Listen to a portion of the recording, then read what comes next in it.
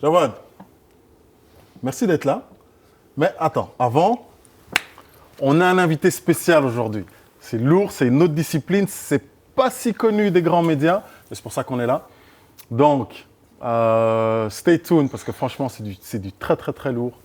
Du très, très, très lourd. Voilà, on est là avec mon gars sûr.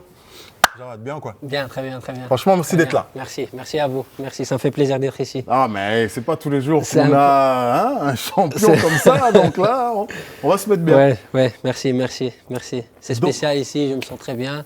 Ok. C'est un peu un autre style, donc ça fait plaisir d'être ici. Ouais, c'est cool, franchement, un plaisir partagé. Merci. Donc, pour le grand public qui ne connaît pas réellement ta discipline ou toi-même, et Dieu sait qu'il y en a beaucoup, explique-nous un petit peu déjà, pour cette première séquence qu'on appelle Street Dreams.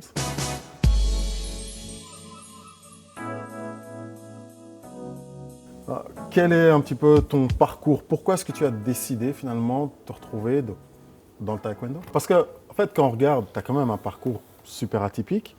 Donc, tu viens de Tanger? Ouais. Au Maroc? Ouais.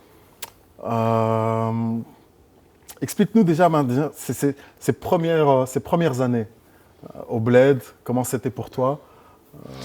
Parce que je suppose que l'un dans l'autre, ça reste quand même une de tes grandes sources de motivation finalement. Mais tu sais, j'ai grandi dans les rues de Tanger, au Maroc. Oui, comme n'importe quel enfant, j'allais à l'école, je m'entraînais dans un petit club, je jouais avec mes amis dans la rue et voilà, avec beaucoup de rêves, beaucoup d'idées, mais les rêves et les idées, c'était pas vraiment clair pour moi, tu vois, au Maroc, et pour ma famille non plus. Donc voilà, c'est pour ça mes parents, ils ont vu un peu, notre avenir était un peu flou. Et puis ils ont décidé d'émigrer, de changer de pays pour un meilleur avenir pour les enfants et entre guillemets spécialement pour moi, pour que je puisse réussir dans le sport. Okay. Et puis voilà, on a débarqué en Belgique en 2010 et de petit à petit, voilà, j'ai commencé à grandir et je me suis adapté dans la société en Belgique et aujourd'hui, je suis avec toi ici. Hey, t'es tellement bien intégré qu'attention, parce que hors caméra, il m'a même dit qu'il était flamand. Donc imaginez, à la fin. Ouais. Non mais, ok. Pourquoi, je veux dire, au niveau sportif maintenant? Parce qu'après, on va parler après au niveau de cette intégration et de cette adaptation au niveau donc, de ces différentes cultures. Mais au niveau sportif, c'était comment en fait, le taekwondo au Bled, au Maroc? C'était comment? Comment je peux t'expliquer? Le niveau est pas très élevé, j'étais très talentueux, je gagnais des tournois régionaux, nationaux, mais j'ai jamais eu l'opportunité de représenter l'équipe nationale en tant que cadet ou junior. Je sais pas pourquoi, il y avait quelques problèmes dans la fédération, donc j'ai pas pu représenter mon pays. Et puis c'était bien, je m'entraînais, je m'amusais avec mes amis, je faisais ça, j'aimais faire ça. Et puis voilà. Mais est-ce que tu sentais déjà à ce moment-là qu'il y avait moyen de réussir, que t'allais... Parce que voilà, en tant que sportif, on a tous eu ce moment où on veut tous jouer, on tape la balle, où on frappe, peu importe, on saute. Ouais. Mais il y a un moment qui fait la différence. Il y a ce moment où on se dit... Ah, moi, il y a moyen que je réussisse. C'est vrai, ouais. Quel fut ce moment, ce détonateur pour toi? Tu sais, un jour, notre entraîneur, il nous a ramené une cassette. Avant, il y avait des cassettes. Il nous ramène une cassette à la salle, tous les élèves assis. Il fait la cassette et puis on regarde des combats. Il dit, ça, c'est la finale du championnat du monde, demi-finale des championnats du monde, parce qu'il n'y avait pas les combats sur Internet, même si j'essayais de trouver, mais il n'y avait pas moyen. Et puis on regardait. Et puis quand je regardais les combats championnat du monde, championnat d'Europe par exemple, et tout ça, aux Jeux Olympiques même, je me disais que je voyais, je ne sais pas pourquoi, mais j'avais l'impression que je pouvais être là. Okay. Je pouvais faire ça. J'avais moyen, mais je le sentais. C'était des feelings. Et puis j'ai cru. J'ai parlé avec mon entraîneur. Je lui ai dit comment je peux arriver là. Je pense que je peux le faire. Il y a moyen. J'avais 13, 14 ans, 15 ans. Et puis mon entraîneur, il m'a un peu nié, entre guillemets, il a rigolé. Parce que c'est impossible de champion du monde, champion olympique, champion je ne sais pas de quoi, c'est presque impossible. Et puis moi, j'y ai cru et j'ai essayé de me renseigner comment je peux faire ça, mais j'ai compris qu'au Maroc, c'était difficile, très difficile, très difficile. On a un talent de fou, il y a des athlètes très talentueux comme pas possible, mais le problème, les opportunités, ils sont petites. Okay. Et c'est pour ça que quand je suis arrivé en Belgique, j'ai un peu compris le système, comment la Belgique travaille. Okay. Allez, côté sportif. Ouais, parce que... Ouais, c'est chaud. C'est autre chose. Tu veux pas qu'on se lâche, hein? Attention. Et on m'a expliqué, voilà, il y a des critères. Par exemple, si tu veux aller au championnat d'Europe, au championnat du monde ou aux Jeux Olympiques, tu dois faire ça. Tu gagnes des médailles là, tu vas au championnat d'Europe. Tu gagnes des médailles des compétitions plus hautes, par exemple, des tournois classe A. Tu vas dans les championnats du monde. Et puis, j'ai compris ça.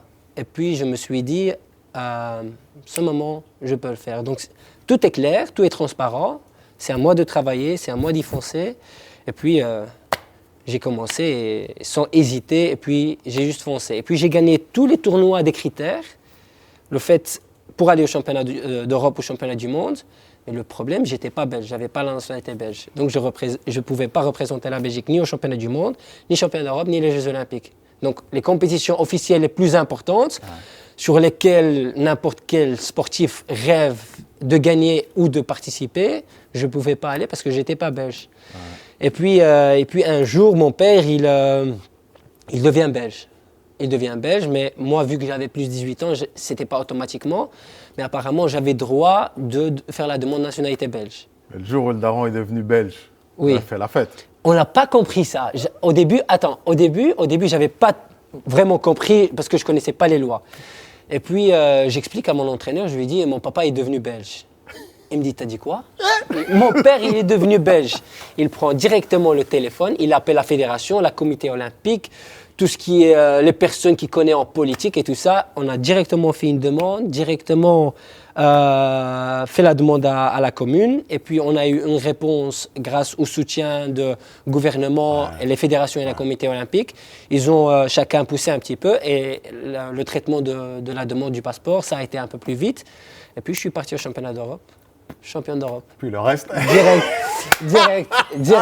C'est lourd. Oui, directement, j'ai gagné le championnat d'Europe. Et puis, c'est là, à ce moment-là, que je suis devenu un athlète professionnel. J'ai signé mon contrat avec Sport Vlaanderen, le gouvernement flamand. Ouais. Et puis, je me suis lancé à partir de ce moment-là. Wow. Donc, c'est un peu spécial. C'est lourd, frère. Franchement, c'est lourd. C'est un peu spécial. Et donc, aujourd'hui, parce que bon, si on doit aller à travers tout ton palmarès, on est parti pour encore un autre moment. Ouais. Mais si je ne m'abuse, donc pour l'instant, tu es numéro 1 mondial, actuellement. Oui. Yeah. Ouais. Je le suis. Je le suis pour le moment. Numéro 1 mondial, c'est quoi? Numéro 2, classement olympique? Oui. Champion d'Europe? Double champion d'Europe. Double champion d'Europe. Champion du monde. Champion du monde universitaire et 4e place aux Jeux Olympiques. Car ouais. Donc, c'est-à-dire, quand tu rentres dans une salle avant les compétitions, les gars, ils ont peur, en fait. C'est ça un de mes plus grands avantages parce que quand je dois combattre avec des gens, des athlètes, comme tu as dit, j'ai déjà un petit pourcentage de gagnants vu qu'ils doivent combattre contre moi. En fait, j'avais cette sensation quand je suis arrivé en Belgique et je devais combattre contre des gens, des champions du monde, des champions olympiques que je regardais sur Internet ou à la télé et tout ça. Et je me retrouvais face à face avec eux. Je dois combattre avec lui. Et je me disais, c'est celui-là que je regardais sur Internet ou à la télé quand j'étais au Maroc. Et maintenant, je dois combattre avec lui. Mais mon rêve était un peu plus grand que ça. Et j'étais déterminé. Et j'ai dit, je vais combattre avec lui. Ça me fait plaisir de combattre avec lui. Mais je vais aller pour le battre et pas seulement pour combattre avec lui. Puis je fonce et ça marche. Lourd. Sans hésiter. J'adore. Ouais. Ah, mais franchement, en fait, quand on y pense, c'est un parcours de gueudin. C'est un truc de malade. Ouais. Ça n'a pas été facile, mais bon. Mais alors, OK. Parce que quand tu es arrivé ici en Belgique, tu as commencé, tu étais sparring partner. Ouais. Donc, attends. Tu vas me dire que les gars, tu fracassais tout le monde déjà au bled. Ouais. Tu arrives ici, les gars, ils n'avaient pas vu que tu avais ce potentiel d'être champion. Ouais. Comment est-ce que tu passes de sparring partner à numéro 1 mondial? Qu'est-ce qui s'est passé là? C'était un chemin très spécial aussi parce que quand la fédération flamande, ils m'ont convoqué pour rejoindre l'équipe, en fait, ils se préparaient pour une championnat du monde junior. Ils m'ont dit que si tu veux venir t'entraîner avec nous, tu dois être partenaire d'entraînement. On va te payer les tickets de train et tout ça. Et tu viens et tu t'entraînes et tu rentres à Bruxelles. Et puis, ils m'ont dit qu'on te rembourse le ticket de train si tu viens 1 fois à 2 fois par semaine. Moi, je suis parti la première fois, j'ai vu un peu les entraînements, comment ça marche et tout ça, et le niveau. Et j'ai directement compris que ce genre d'entraînement, c'est professionnel. Okay. Et donc, c'est pas dans n'importe quel club tu vas trouver ça. Et donc, j'ai profité de cette situation. Je me suis dit, OK, je vais rentrer, entre guillemets, comme partenaire d'entraînement pour eux. Je vais tout faire pour aider les athlètes, pour les faire réussir, pour les aider, ce que je peux faire. Et en même temps, mais pour moi, dans ma manière de réfléchir, je me suis dit, moi, je vais m'entraîner et profiter de leurs entraînements qu'ils font. Et je vais profiter et tout apprendre de tout ce qu'ils font. Et puis, de petit à petit, je m'entraînais avec eux. J'étais comme un sac au début, donc je mettais toutes mes protections. Ils me tapaient. Et tous les exercices, par exemple, l'entraîneur, il me demandait, par exemple, de combattre le style de quelqu'un, d'un Coréen, par exemple, à sa place, et essayer de faire un peu pareil pour que les autres puissent s'entraîner avec moi. Et puis, de petit à petit, je m'entraînais avec eux. Et le jour que je suis devenu belge, cette histoire a totalement fini. Être un sac, c'est fini. Et c'était moi un peu la star. Et puis j'ai foncé dans... Donc en fait, t'es notre Sangoku belge, quoi. Oui, ça fait plaisir que j'ai pu réussir via ce chemin. Parce que ça n'a pas été facile d'être partenaire d'entraînement. Bien sûr. C'est pas seulement dans le terrain. Parce que dans le terrain, c'est difficile parce que je me dis, je suis pas si important. Ouais. Parce que je suis qu'un sparring partenaire. Ouais. Mais le problème, avec des rêves très grands, je veux réussir au maximum. Ils sont déjà belges, ils ont la nationalité, ils sont déjà centralisés, ils étudient dans Top Sport School, c'est une sport-études. Donc, et moi, j'étais déjà en retard, question de l'âge. Je suis arrivé en Belgique à 18 ans. Je ne parlais pas les langues, je ne parlais aucun mot français, ni néerlandais, ni anglais, rien du tout. Pas belge. Donc, j'avais tout à découvrir et vraiment, j'étais très, très loin. Et puis, de petit à petit, comme partenaire d'entraînement, ça a fait que c'était un de chemin pour que je puisse réussir. Donc peut-être si je n'aurais pas commencé comme partenaire d'entraînement, peut-être je ne serais jamais champion du monde, par exemple, où je suis aujourd'hui. Sparring partner numéro 1 mondial. That's Deuce. Yes. The cut! I wish somebody made guidelines on how to get up off the sideline. We back. Guideline out of the sideline. Donc, moi j'adore cette séquence parce que on met en avant quelles sont les clés de la réussite pour toi. Sachant que ton parcours est quand même atypique, tu es arrivé ici en Belgique assez tard et aujourd'hui tu te retrouves à parler 4 langues, l'arabe, le français, le néerlandais, l'anglais. Tu fais l'espagnol maintenant? Je suis les cours online de l'espagnol. C'est la prochaine étape. J'arrive. On a auto-intégré ici. Étape par étape. Ah, c'est lourd. Pour toi, quels seraient finalement les conseils, 3 conseils que tu pourrais donner à cette prochaine génération? Ceux qui aujourd'hui te regardent, t'admirent, te checkent sur Internet, te follow sur tes réseaux sociaux. Ouais. Quelle est, pour toi, s'ils pouvaient te demander 3 clés de la réussite, quelles seraient-elles? Je dirais tout d'abord être conscient de ce que tu veux. Donc, tu dois être réaliste.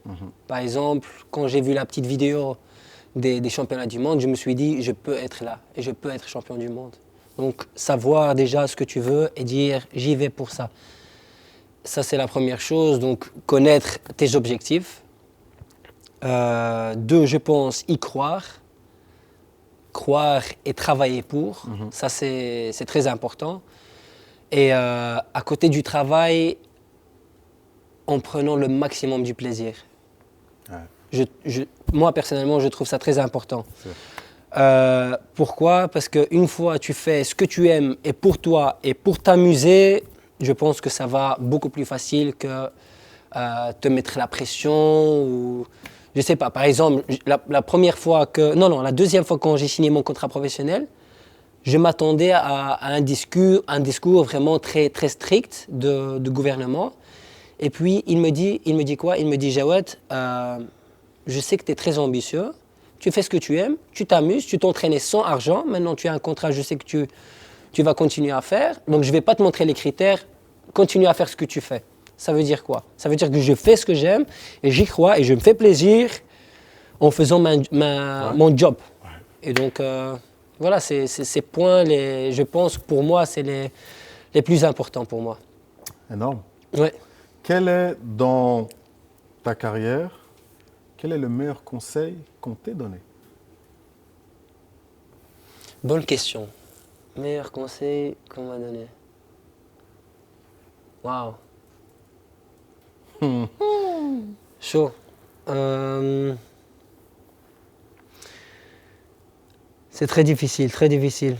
Mais un conseil que c'est un peu privé. C'est pas à côté du sport. C'est un peu privé et c'est un petit défaut en moi. Je vais le dire aux caméras et je l'assume. C'est parfois je fais des bêtises de rater ma prière, par exemple. Ok. Donc je suis fatigué des entraînements et tout ça et je rentre. J'ai même pas l'énergie pour prendre une douche. Ouais. Alors je me dis une douche après la prière, après ça je rentre, je mange un truc, je dors direct. Ouais. Donc on m'a toujours conseillé d'essayer le plus près du Dieu possible. Ok. Donc c'est un peu personnel, c'est un peu religieux, Bien sûr. mais on m'arrête pas de conseiller ça, ma famille, mes amis, et j'essaie de... Allez, je suis religieux, je suis musulman, je suis pratiquant, mais beaucoup d'entraînement, ça fait que j'ai pas l'énergie pour ça. Mais c'est pas une excuse, mais c'est une faute que moi je fais et je l'assume, et je fais tout mon possible pour rester le plus près de Dieu possible. Nice. C'est un peu spécial, pas sportif, et voilà. Ouais, mais ça reste crucial. Parce Ouais. que, je veux dire, ça fait... Le sport, c'est beau, Mm. et tu ne seras pas sportif toute ta vie. C'est vrai. C'est vrai, c'est vrai, Tu vois. c'est vrai. Tu restes un être humain et ta relation avec Dieu, je trouve que c'est très important. Et je fais mes prières, mais parfois, comme je t'ai dit, je suis trop fatigué. Mais j'essaie, dans mes compétitions même, entre chaque combat, je fais ma prière. Avant chaque moment de combat, j'essaie de lire des versets du Coran pour que je demande Dieu de l'aide Ok. et qu'il me soutienne dans mes compétitions. Ben, alors écoute, on va se mouiller un peu là. Yes. Par les temps qui courent, en Belgique, là, c'est Ouais. chaud hein, d'être un Kholoto là. C'est pas facile, c'est vrai, c'est pas facile, c'est pas facile. Comment c'est pas est-ce facile. que... je veux dire, bon, moi je me rappelle encore, il y a une époque où c'était un petit peu tendu pour nous là. Ouais, Mais voilà, hein, pour vous là, c'est chaud. ouais, c'est très compliqué. Comment est-ce que toi, tu gères ça en tant que ambassadeur du comité olympique belge, Ouais, immigré marocain? ouais. Comment est-ce que tu gères ça finalement avec un sport qui, parfois les gens essaient d'amener une connotation négative Ouais. à ta discipline sportive? Ouais. Comment est-ce que toi tu arrives à rester sur le droit chemin et continuer à être cette source d'inspiration, aussi bien pour toi, pour ta famille, que pour de nombreux fans? Mais tu sais, j'essaie de me concentrer tellement sur mes objectifs que je fais pas beaucoup attention à ça. Ok. Tu vois, par exemple, j'essaie de ne pas trop penser que je suis un étranger. Ok. Je fais partie de l'équipe. Heureusement que j'ai étudié et je m'entraîne avec une équipe qui ne font pas attention à ta nationalité C'est ou vrai ta que c'est langue. important, Ou... ouais. Par exemple, quand j'ai débarqué en Flandre, j'ai appris le français à Bruxelles. Et quand je suis arrivé en Flandre, je parlais aucun mot en néerlandais. Et donc, quand j'essayais à l'école, ou mes partenaires d'entraînement, ils m'ont facilité les choses. On disait oui, c'est bien, on te comprend, donc j'essayais. Et donc, c'est un point très positif pour moi que j'ai pu rester concentré sur mes objectifs. Et voilà, ça m'aide à ne pas penser aux trucs négatifs, mais c'est vrai que c'est pas facile. Question racisme, question surtout la période sur laquelle on vit pour le moment, avec ce qui se passe là, question terrorisme et tout ça, ça fait mal au cœur, on est contre ça. Mais il faut vivre avec et j'essaie de tout faire pour montrer le contraire de ce qu'on voit dans la télé, par exemple, ou les journaux, ou quand on entend un musulman, un marocain et tout ça, c'est presque toujours négatif. J'essaie de jouer sur ce point et être un meilleur exemple pour l'intégration. Via mes résultats, via l'intégration, il n'y a pas d'excuse. Comme tu as dit, j'ai appris les langues, j'ai mon diplôme de l'école, je suis en train d'étudier maintenant encore des formations. Il n'y a pas d'excuse. Il faut essayer, il faut tout donner. Il faut être conscient des opportunités qu'on a aussi, tu vois. Et j'essaie d'être un exemple pour être le contraire de ce qu'on voit à la télé. Nice. Follow him. Hey, follow him. Voilà. Merci. Cut. We back. All right. Face off time. Écoute, tu connais la chanson. On a les dés. On jette les dés. Celui qui gagne pose la question à l'autre. Ouais. Ok. On Pas fait de tabou, rien. On y va. On fait ça. Toe punches. Yes. Ok. Yes. Let's do it. Qui commence? Bah écoute, c'est toi l'invité, donc à tout seigneur, ses honneurs. D'accord. On fait ça.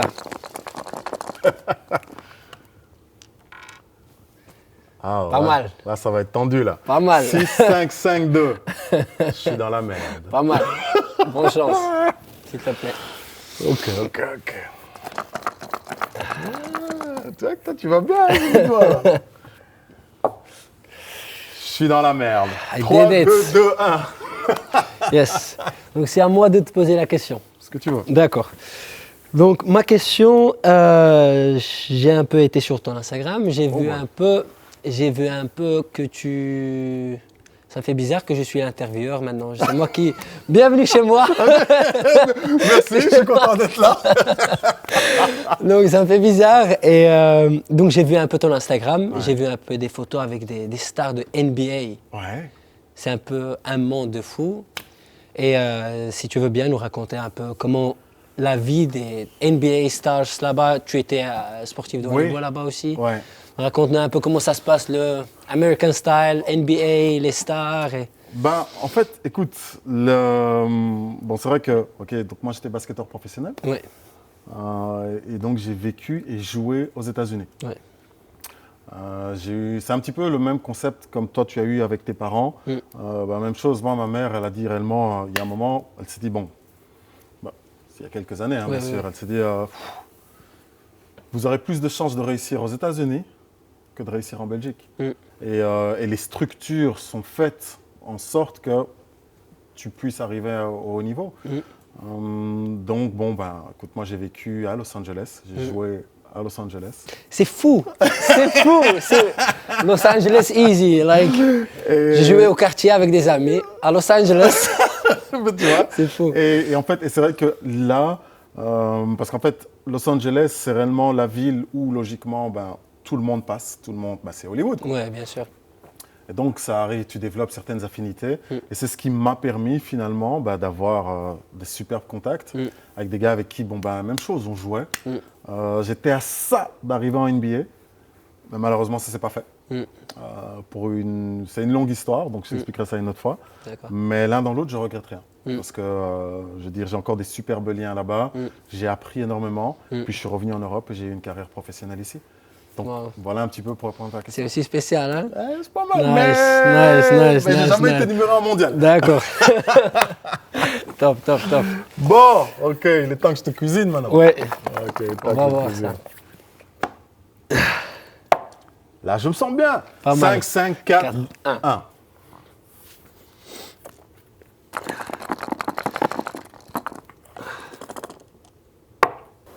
Je gagne encore une fois. Hein? I did it. Bon, si tu veux, tu peux utiliser ton joker et je te pose la question. D'accord. Donc je dois te poser encore une question. Ou alors, si tu veux, je t'en pose une. Non, Tu choisis. j'aimerais bien te poser des questions. Ouais. Ah, il va me cuisiner dur. Parce que...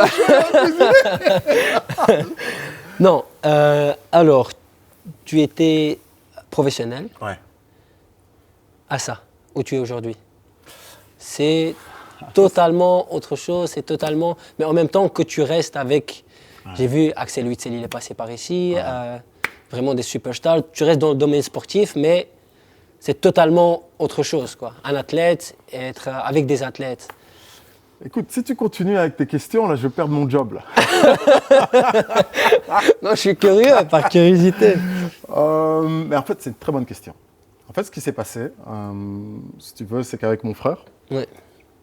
on avait... donc, quand on était sportif pro, on s'est rendu compte qu'il y avait un manque de visibilité. Mm. Et tu le sais, je veux dire, tu en es victime. Ouais. Tu es numéro 1 mondial. Je le vis. Et pour le voilà, moment. quoi. Ouais. Et donc, on s'est dit, comment est-ce qu'on peut essayer de changer ça? Mm. Alors, au lieu d'espérer que quelqu'un t'aide, c'est pas comme ça qu'on a été Ouais. éduqués, donc on a dit, écoute, tu veux quelque chose, tu retrousses tes manches, tu pars au combat, Mm. et c'est tout. Exactement. Et alors, on s'est dit, bah, tiens, on va créer nous-mêmes une plateforme.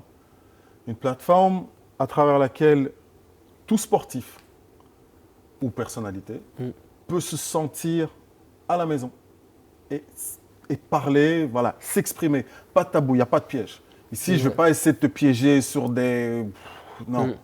Comme tu as vu, bon, tu as pu le voir sur les réseaux sociaux ou même à travers les autres personnalités qui sont passées ici avant toi. On n'est pas là pour essayer de réellement piéger les gars. Pourquoi? Ouais, Parce ouais, que de l'autre ouais. côté, on a été sportif pro, Ouais. donc on sait c'est quoi. Ouais. Et nous, ce qu'on cherchait à mettre en avant, c'est finalement l'essence même du sport.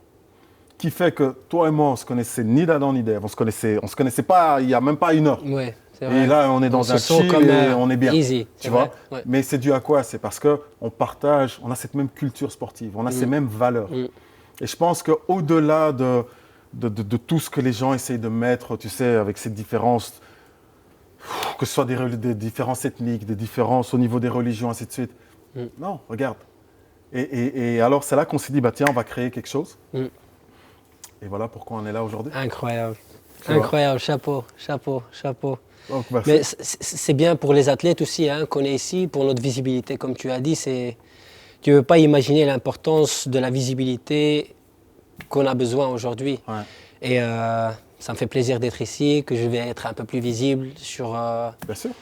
les réseaux ou sur le programme. Donc c'est fou, c'est Ah, fou il ce que faut. vous faites. Chapeau, chapeau, Ben, franchement, merci. chapeau, Ouais, chapeau. Et ça vient d'un numéro 1 Chapeau. mondial. Je dis ça, mais je dis rien. Chapeau. Bon, il y a moins que je gagne ou pas? On va essayer, essaye. T'inquiète, je vais tricher, c'est bon, on va couper, on va changer les verres. Ok, 4-4-3-2. Nice. Bon. Blackout, vous avez pu le voir. Maintenant, je pense que je vais utiliser le joker que tu m'as dit.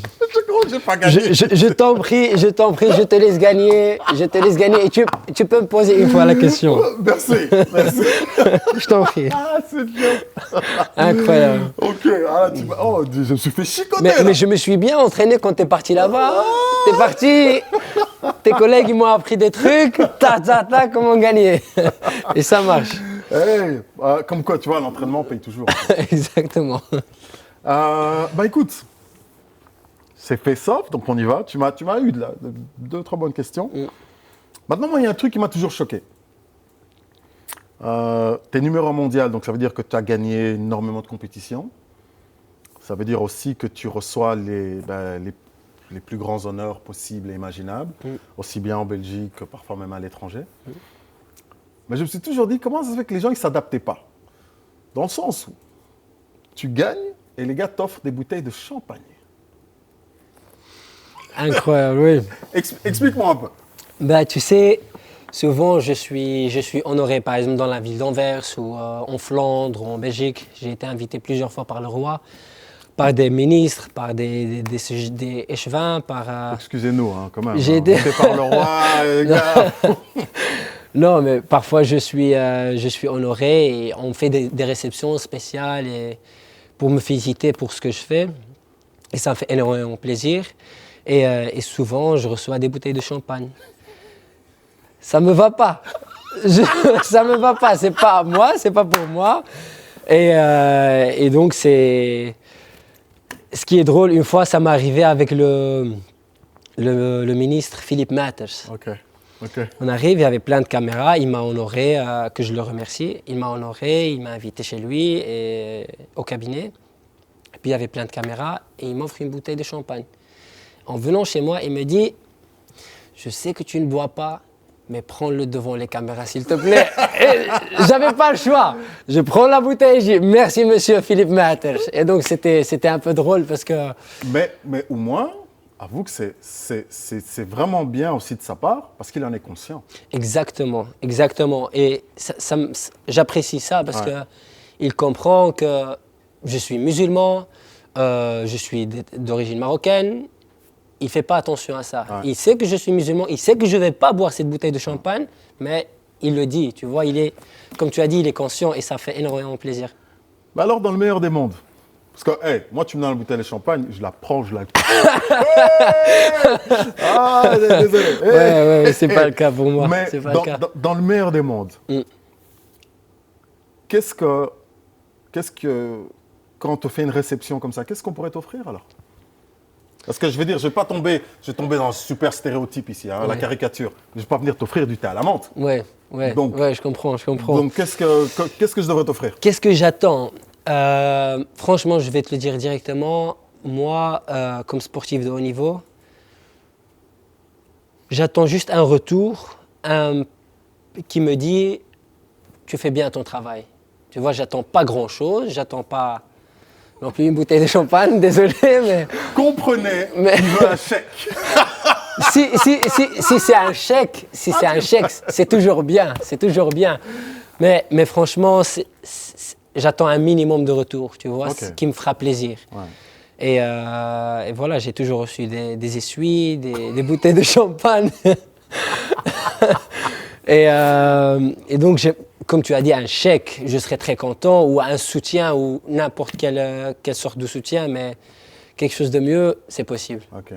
Mais je tiens quand même juste à préciser, pourquoi est-ce que je fais allusion à chèque? C'est parce que l'un dans l'autre, il reste quand même dans une discipline où vous êtes souvent obligé d'essayer de trouver de l'autofinancement. Ouais.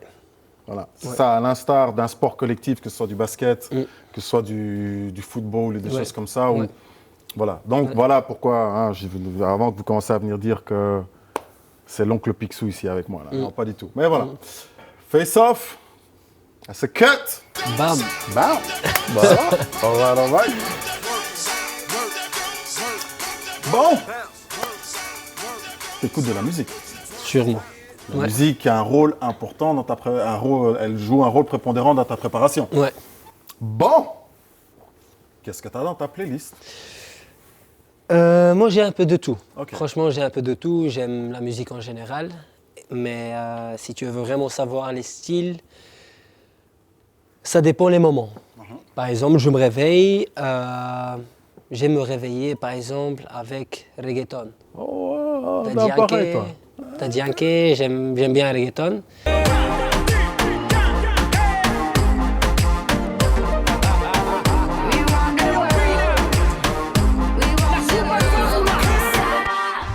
Et puis, avant les entraînements, par exemple, j'aime bien écouter un peu plus hard, like un peu le rap américain. Ouais. J'aime bien écouter DMX, Tupac. Ouais. Donc j'aime un peu plus agressif, ça donne un peu une bonne sensation. Et puis aussi un style très, très spécial, mais j'aime bien Linkin Park. Ok.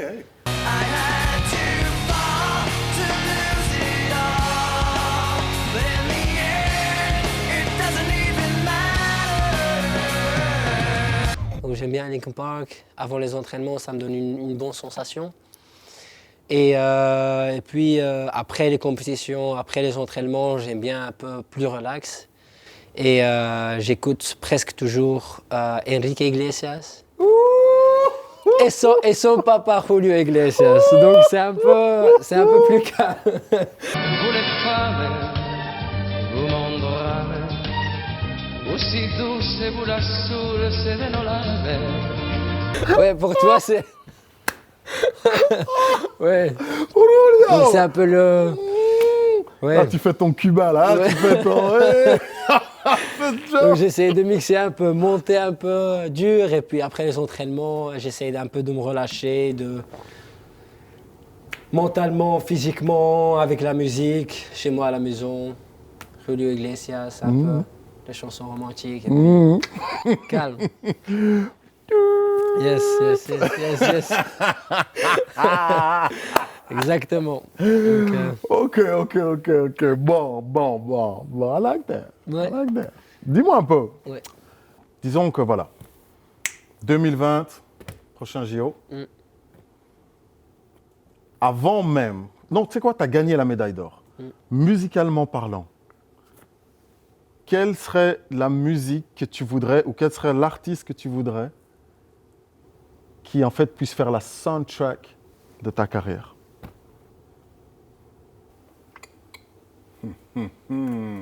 Enrique Iglesias. Con tu física y tu química, también tu anatomía, la cerveza y el tequila y tu boca con la mía. Ya no puedo más, ya no puedo más. Donc, t'es un lover boy, toi. C'est chaud, est un lover boy. Ouais, je choisirais Enrique Iglesias. Hein? Ouais. Parce que quand je l'écoute, ça me fait un peu... Quand j'écoute Enrique, ça m'inspire. Je regarde un peu vers l'arrière, d'où je viens, ça me fait rêver. Et ça me donne un peu la motivation de continuer encore et de foncer encore sur tout ce que je fais. Dans n'importe quel domaine, que ce soit dans ma carrière sportive ou n'importe quelle, ma vie personnelle, ma vie, je sais pas. Dans tout ce que je fais, j'essaie de tout donner et ça me relaxe et ça me, comment tu dis, ça me donne un peu plus de confiance en moi. Ok. Tu vois, c'est spécial. C'est spécial. Numéro 1 mondial. Hey, the cat.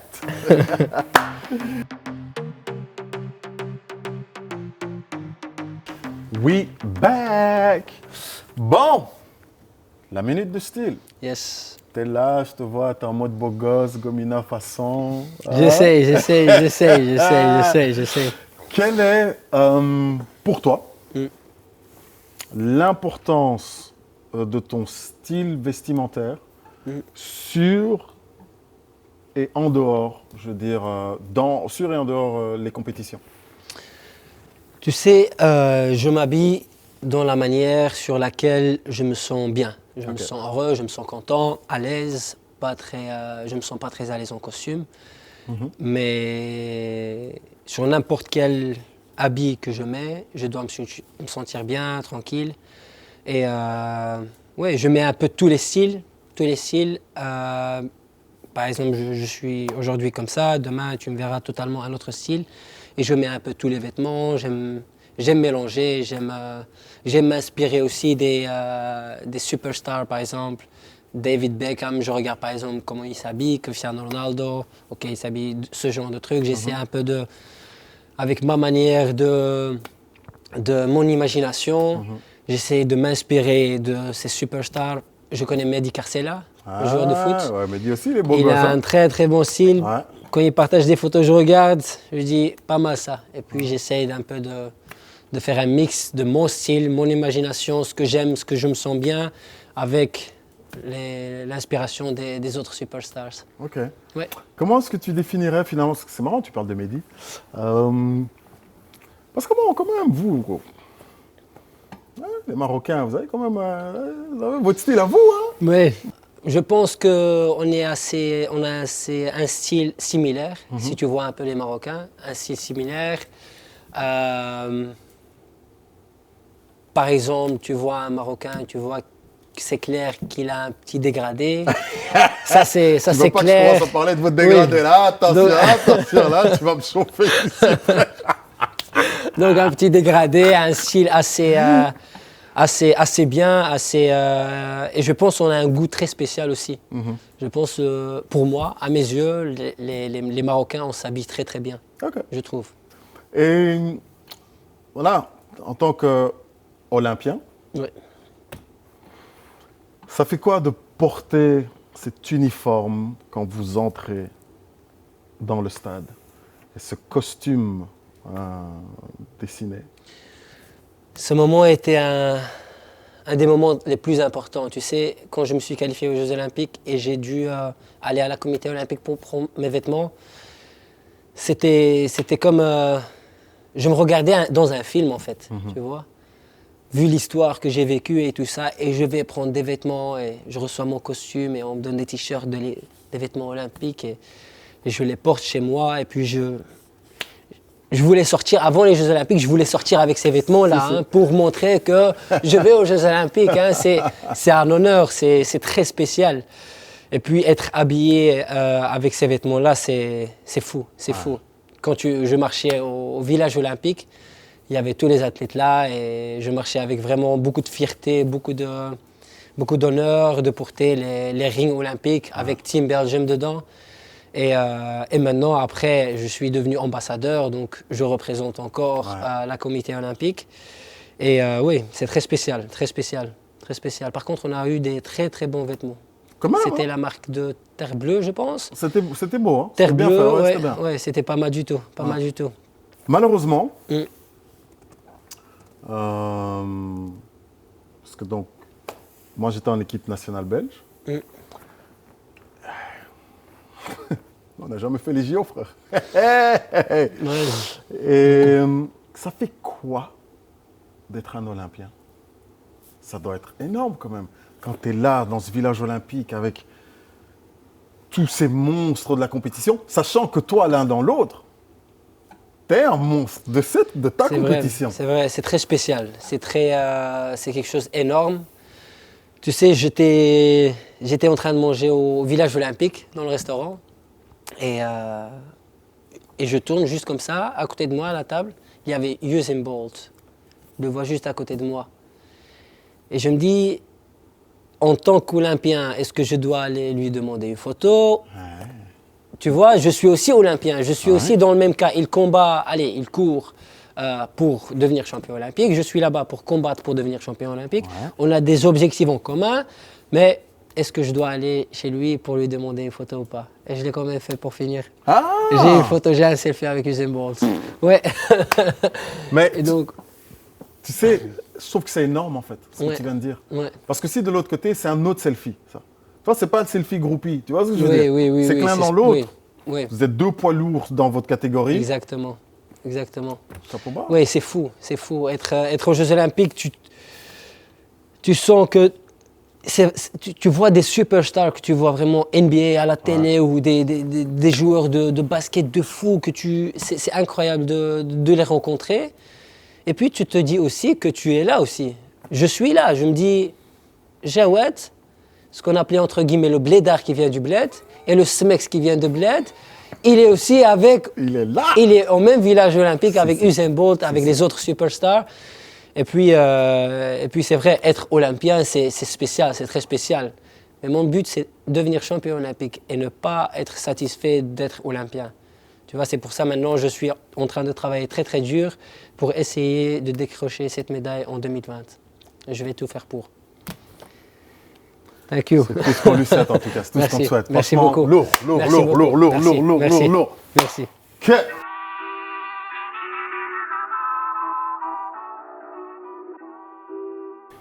All right. Do you speculoos? Simple. On tape la balle, mais surtout, on met un petit peu, je veux dire, quelques spotlights sur des sportifs ou des personnalités belges qui assurent à l'étranger aussi. Et toi, étant donné que tu es au top de ta discipline, pour toi, quels sont les autres sportifs, les autres ambassadeurs de la culture sportive belge? Tu sais, quand je vois le sport belge, on est en train de performer, de bien avancer vers le meilleur. dans tous les sports en général. Et par exemple, comme tu vois la Belgique, le Rode Davos, les Diables Rouges, on est qualifié là pour la Coupe du Monde. Espérons qu'on puisse faire quelque chose. puisse faire quelque chose, exactement. C'est possible, je pense que c'est possible. Et d'autres sports, par exemple, je suis fan de tennis. Ok. Quand tu vois David Goffin, ce qu'il fait, c'est fou, Ouais. c'est incroyable. Mais en général, quand tu vois les sports, on a en jiu-jitsu la fille Amal qui est très bien aussi, elle est championne du monde, elle est très bien occupée là, maintenant dans son parcours. Et il y a plein d'autres sports qu'on connaît ou on ne connaît pas, visibles ou moins visibles. Mais en général, je pense que le sport belge avance bien, Ok. mon point de vue. Ok. Mais c'est un point de vue que je partage, de toi à moi. Je suis d'accord avec toi. Ouais. Je pense que, comparé déjà, je veux dire, même à l'époque où quand moi j'étais joueur, même si c'est bien, hein, c'était déjà un peu plus compliqué. Maintenant, je crois qu'il y a l'un dans l'autre, on commence à récolter un petit peu les fruits d'un travail au niveau de la formation. Aussi bien ce que le comité olympique essaie de faire avec le concept même Be Gold. Ouais. Je crois que c'était déjà, Ouais. c'est déjà un chouette truc. Si toi, maintenant, tu devais, comme on dit, si tu devais payer pour aller voir quelqu'un jouer, quel serait le sportif belge Belge ou tout sportif confondu que tu serais prêt à aller voir et payer pour aller voir évoluer? Qui n'est pas belge, j'ai déjà fait ça et j'ai déjà réalisé ça. Donc j'ai été voir Neymar Ok. et je voulais aussi voir Messi. Ouais. Donc j'ai été voir un match de Barcelone Ouais. au Camp Nou à Barcelone et c'était très, très spécial, très sympa. Mais comme belge, athlète belge, je payerais pour aller voir. Difficile. Je pense que tous les athlètes qui performent bien pour le moment ou qu'ils ont déjà fait, je pense qu'ils méritent tous que je paye pour aller les soutenir. Je pense que tous les athlètes, ils méritent ça. Mais je n'ai pas une personne spécialement pour aller voir. Mais je prendrais quand même Kevin De Bruyne. J'aimerais bien aller au Manchester City et le voir. J'ai déjà été par contre et je l'ai vu parce que j'avais une compétition à Manchester et le stade c'était juste à côté de la salle. Et alors il rentrait avec sa voiture, il y avait plein de fans qui attendaient la signature et moi je l'ai vu de loin parce qu'il devait aller s'entraîner et moi j'avais la compétition en même temps. Donc, mais j'ai pas eu l'occasion de voir le match ou quelque chose comme ça, mais un jour j'aimerais bien payer et aller voir Kevin De Bruyne. All right. Écoute, Kev, c'est un gars de la maison, donc you never know. Espérons. Hey, un grand merci. Merci à toi. Franchement, Merci c'était à toi. nice, c'était fresh. Merci. Et tout le meilleur, frère. Ça me fait plaisir. Merci meilleur. beaucoup. Merci. Ok. Merci. All right. Yes. The cut! Voilà, c'est la fin. C'est Jawad Achab, athlète de taekwondo. J'espère que mon histoire vous a plu et espérons qu'elle vous a inspiré un petit peu. Et j'espère et je fais tout pour être un meilleur exemple, pour vous aider à croire en vos rêves et réaliser vos objectifs. Big up à Tarmac, 12 Magazine, A New Playground. Merci beaucoup, ça me fait énormément plaisir d'être avec vous ici et de partager ce moment avec vous. Merci beaucoup. Merci Duke. Merci frérot. Bon, hey, that was a nice cut. This is it. Tarmac, 12 Magazine.